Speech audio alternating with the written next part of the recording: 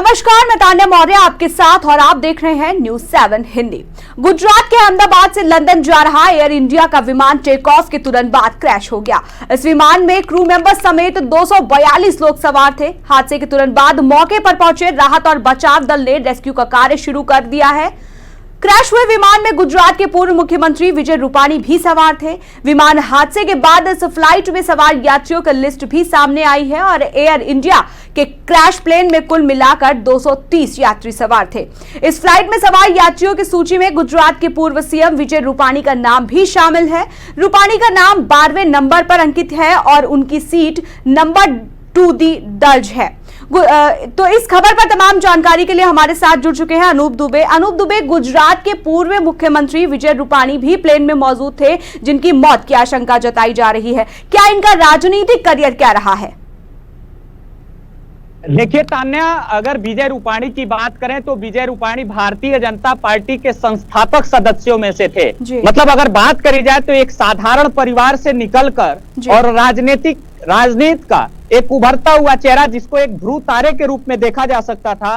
गुजरात के लिए उन्होंने जो काम किए, गुजरात के लिए उन्होंने जो भारतीय जनता पार्टी और संगठन के लिए उन्होंने काम किया, वो निश्चित रूप में आज उसी की देन है कि भारतीय जनता पार्टी का हर एक कार्यकर्ता या शीर्ष नेतृत्व इस समय भावुक है। पर अभी कह पा रहा, देखिए हम लोग कह रहे थे, हालांकि इसको अगर बात करें कि कुछ चैनल्स और कुछ जगहों से पुष्टि हो चुकी है कि विजय रूपाणी अब इस दुनिया में नहीं रहे। विजय रूपाणी रूप में अपने कार्यकर्ताओं के लिए, अपने चाहने वालों के लिए, अपने फैंस के लिए अब यादों में रहेंगे। और एक ऐसी घटना हुई है, ये प्लेन क्रैश ऐसा हुआ है 1978 के बाद, जो निश्चित रूप में एक दर्दनाक घटना रही है और इसे भुला पाना बड़ा मुश्किल होगा। आज का दिन जब इतिहास में लिखा जाएगा तो मैंने पहले भी कहा था, काले अक्षरों में लिखा जाएगा। तान्या, अब बात करते हैं विजय रूपाणी की। विजय रूपाणी एक साधारण परिवार के थे, राष्ट्रीय स्वयंसेवक संघ से पहले जुड़े और आरएसएस के प्रचारक का उन्होंने सफर तय किया, जिला प्रचारक रहे। आरएसएस ने जिस भूमिका में विजय रूपाणी को रखा, उस भूमिका में बखूबी उस दायित्व को आगे बढ़ के उन्होंने निभाया। बात उस समय की होती है जब गुजरात के मुख्यमंत्री उस समय के जो प्रधानमंत्री हैं नरेंद्र मोदी हुआ करते थे, तो उस समय वो में काम किया करते थे।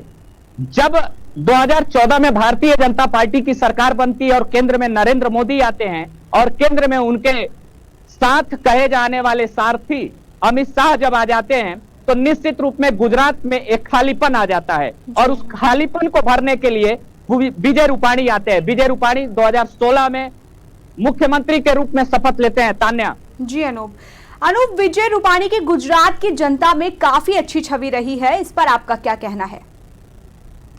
देखिए, विजय रूपाणी अगर कुछ गिने चुने भारतीय जनता पार्टी के शीर्ष नेतृत्व की बात किया जाए, शीर्ष नेताओं की बात की जाए, अमित शाह अब इस समय इस दौर की बात कर रहे हैं। मैं अटल जी की बात नहीं कर रहा हूं। अटल जी के समय अटल आडवाणी, मुरली मनोहर जोशी हुआ करते थे। तो अगर इस समय की बात किया जाए तो नरेंद्र मोदी, अमित शाह, योगी आदित्यनाथ और विजय रूपाणी जैसे एक बड़े नेता हुआ करते थे। अब इन बड़े नेताओं में जब विजय रूपाणी का खालीपन भर पाना भारतीय जनता पार्टी के लिए और संगठन के लिए बहुत मुश्किल होगा। अगर इनकी थोड़ी सी, अगर आप दर्शकों को साझा करें इनकी जानकारी, तो मयंगार के युग में इन्होंने 1556 में इनका जन्म हुआ था, एक साधारण परिवार में। विजय रूपाणी, मैं पहले भी कहा था और जब हम लोग ब्रेक कर रहे थे खबर को, तो मैं खुद भी आश्चर्य था। विजय रूपाणी से पत्रकारिता के इस 12 साल के दौर में एक बार लखनऊ मुलाकात हुई थी और विजय रूपाणी की शालीनता, विजय रूपाणी की बात करने का तरीका, निश्चित रूप इतने बड़े कद के नेता को, तान्या, इस शालीनता के साथ बात करना बहुत ही मतलब मुझे काफी प्रभावित किया। विजय रूपाणी से मिलना और विजय रूपाणी से बात करना। तान्या, तो इसे मुझे लगता है कि जब उन्होंने अपनी कैरियर की शुरुआत करी तो निश्चित रूप में भारतीय जनता पार्टी का एक संगठन का यूथ विंग है एबीपी में भी उन्होंने रहकर संगठन में काम किया, पूरे देश में काम किया और जिस तरीके से उन्होंने संगठन में मजबूत किया, आज अगर माना जाए कि भारतीय जनता पार्टी की 28 राज्यों में जिन राज्यों में उनकी प्रचंड जीत हो रही है, या जिन पूरे अगर बात किया जाए कि विपक्ष का सुपड़ा साफ है और भारतीय जनता पार्टी नेतृत्व कर रही है, तो उसमें कहीं ना कहीं विजय रूपाणी याद आएंगे और विजय रूपाणी को भूल पाना भारतीय जनता पार्टी के लिए मुश्किल होगा। ऐसे नेता जो निश्चित रूप में देश के लिए योगदान देते हैं और एक साधारण परिवार से निकल के, कोई ऐसो आराम की दुनिया नहीं, एसी के कमरे से, एसी के गाड़ी से निकल के जब कार्यकर्ताओं से, जनता से मिलते हैं तो निश्चित रूप में विजय रूपाणी, मुझे लगता है कि श्यामा प्रसाद मुखर्जी ने जो पार्टी बनाई थी भारतीय जनता पार्टी, ऐसे कार्यकर्ताओं को देखकर ही बनाई होगी। जनसंघ से जब भारतीय जनता पार्टी बना तो जनसंघ के भी समय विजय रूपाणी थे, और भारतीय जनता पार्टी की जब सरकार बनी और उन्होंने अपने नेतृत्व में जिस तरीके से गुजरात में काम किया, मुझे लगता है कि कहीं ना कहीं उस संगठन में, चाहे सत्ता शासन में बैठे हुए लोगों को विजय रूपाणी से सीखने की जरूरत है। तान्या जी। अनूप, विजय रूपाणी पीएम मोदी और गृह मंत्री शाह के काफी करीबी रहे हैं, इस पर आपका क्या कहना है? नहीं, मैंने तो आपसे बताया ना कि विजय रूपाणी, अमित शाह और नरेंद्र मोदी, ये कहा जाता था गुजरात में तिकड़ी है जी।